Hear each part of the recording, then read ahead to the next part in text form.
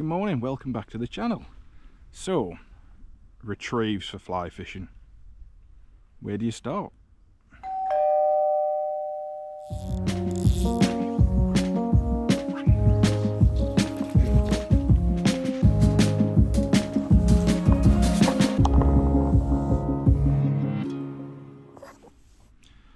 So, have you ever been on the bank and heard phrases such as, I caught using a Roly Poly, or one tucking on the hang, slow figure of 8? These might sound like an advanced yoga class, but they are well-known fly fishing retrieves. So I'm going to do my best to try and film some of these today and show you exactly what people mean when they use these phrases.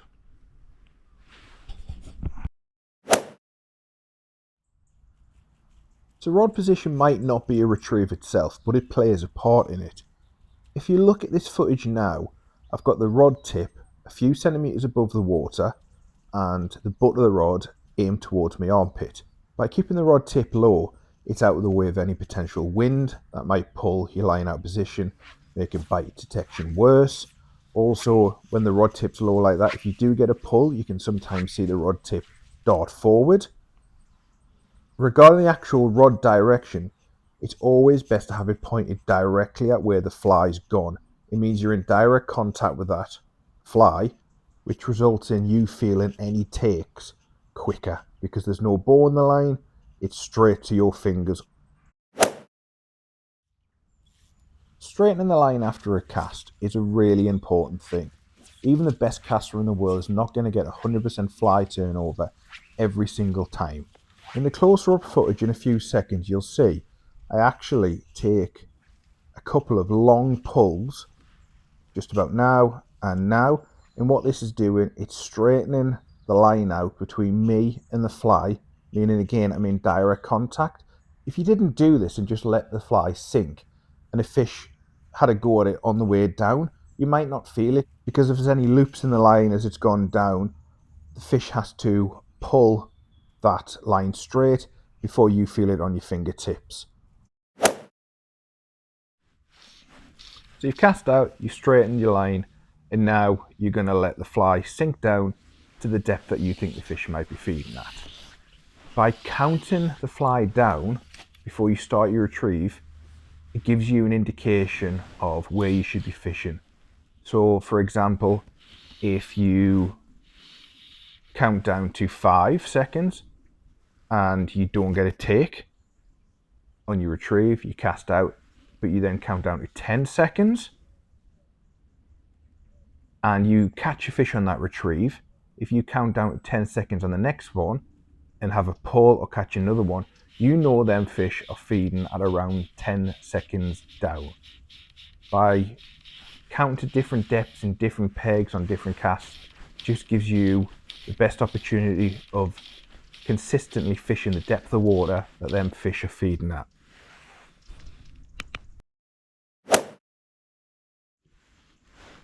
So now that we've talked about rod position, straightening the line and counting your fly down, we are at the time when we're going to talk about actual retrieves. Now strip pulls are probably the most common retrieve for a beginner. And as you can see, as I'm currently doing, it's a medium paced, short to medium length strip with no variation. And this will always catch you fish. It's the one that 99% of us started with. But there is different variations of it that will help you put more fish in the net. For example, short, quick strips. This makes the fly dart in the water. It looks erratic and that irritates the fish into chasing and catching. But it's not just medium paced strips you can do or short, fast strips. You can also do long, slow strips, just like this one come up now.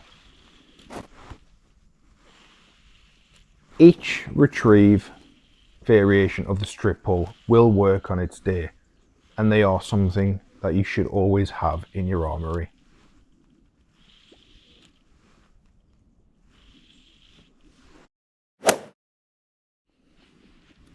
Now the figure of 8 is probably my personal favourite retrieve.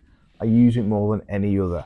I think it's because it almost makes the fly do a hop, skip, and a jump in the water. And that's because you're trapping the line between your finger and thumb, then you're pulling it with your 3 remaining fingers as being shown now, and pulling it into a loop where you store that loop and repeat the process over and over again. And then once you get too much line in your hand, you just release it and let it go. It's an absolutely brilliant retrieve. You can fish it slow paced, medium paced, fast paced as I'm going here, and then swap it up. Start slow, go quick, go medium paced. It's just a brilliant retrieve. It does take a little bit of practice to get used to because there is a bit of hand-eye coordination involved with it. But yeah, it's definitely something, if you've never tried it or you're new to the sport, just go out in a field, have a few casts, and try and get used to making them loops in your hand with it, because fish absolutely love a figure of 8 retrieve.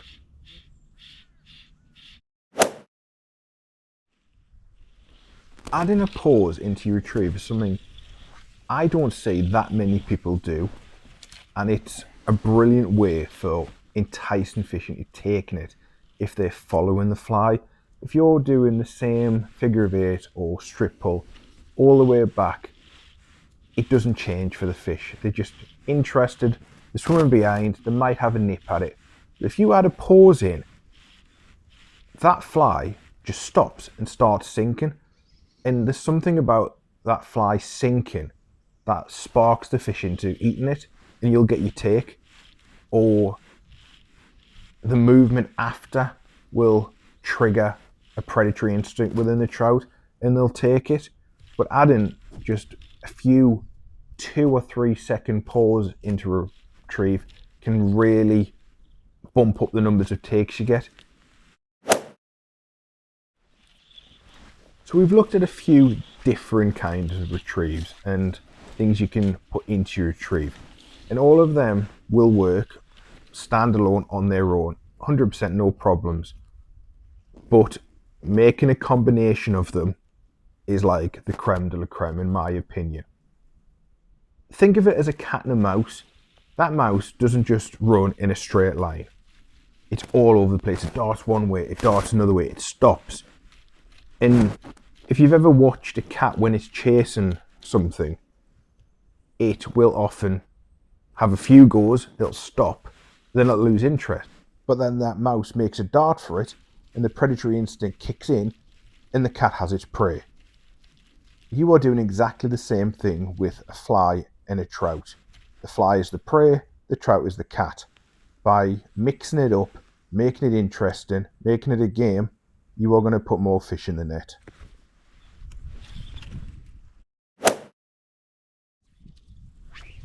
Now the Roly Poly is a brilliant method when you've got fish in front of you that are willing to chase, especially when you're fishing with sinking lines and flies such as snake fly patterns. You cast it out, straighten the line, you let it sink, and you put the rod under your armpit, and you use 2 hands to retrieve. I'll bring in a close-up now just to show exactly how you do it. I'm not the best at it myself, I'll be honest, but it's nipping between 2 fingers and 1, 2, 1, 2, 1, 2.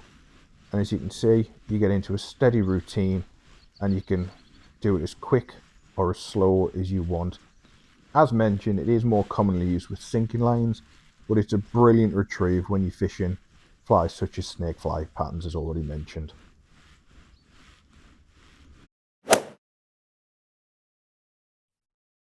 With any kind of retrieve that you choose, one thing you are going to have is plucks and pulls from trout as they chase the fly. This old clip that I filmed at Bransford is a perfect example of why you should keep going and not strike at them pulls. If you strike, you risk pulling the fly away from the fish's eyesight. If you keep going, the fish will more than often keep chasing. If you watch the rod tip on the retrieve, you'll actually see it pull forward on 2-3 occasions, and that fish has followed it all the way from the fly hitting the water where it actually swirled at it to right underneath the rod tip where it's eventually took, and I've hooked the fish. So if you get pulls, don't strike, just carry on what you're doing. Sometimes even go quicker. That injection of pace will entice the fish to have more goes at it and eventually take it. So we've covered the start of the cast with straightening the line and letting the fly sink to the middle part, which is the retrieve, and now we're at the end of the cast and we're going to look at something called the hang. This is where you get to the last part of your fly line and before you start a new cast. As you can just see, a second ago, I slowly lifted the line out of the water, just as I'm about to demonstrate here. And what this is doing, it's pulling the fly slowly up through the water, getting ready for your next cast. If you just pull the line straight out and go into a new cast, you're missing the opportunity of catching fish, because fish will chase all the way in without having to go. But if you slow that pace down and lift that fly out, sometimes they'll have a go at it right at the death.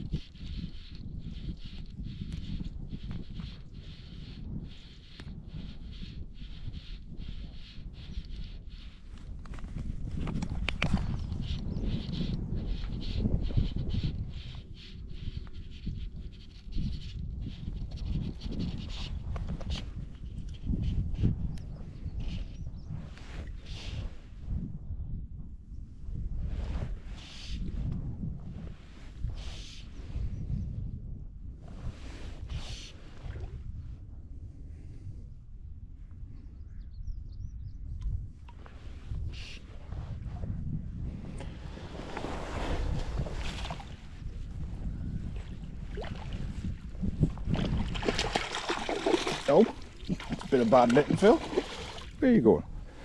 There you go. A prime example of why you keep going. That one's had 3 goes at it. Hopefully you pick it up on the camera. Well, there we are. We've gone through several techniques and we've put together a cast that will hopefully catch your fish right from the start all the way to the finish. Now, I've not had the best conditions for filming today, so I do apologise if it's a bit shadowy and you can't see everything exactly. I have tried my best, but hopefully you have getting something out of the film. If you have, please like and subscribe, and think about dropping a comment, and I will see you on the next one. Thanks again for watching. Bye bye. If you do fancy trying any of the flies I've used today, most are available on the Fritz and Flash website. You can get 10% off by subscribing to my channel. Once you've done that, just pop in the code SSF10 into the coupon box and the discount will be applied at the checkout. Tight lines.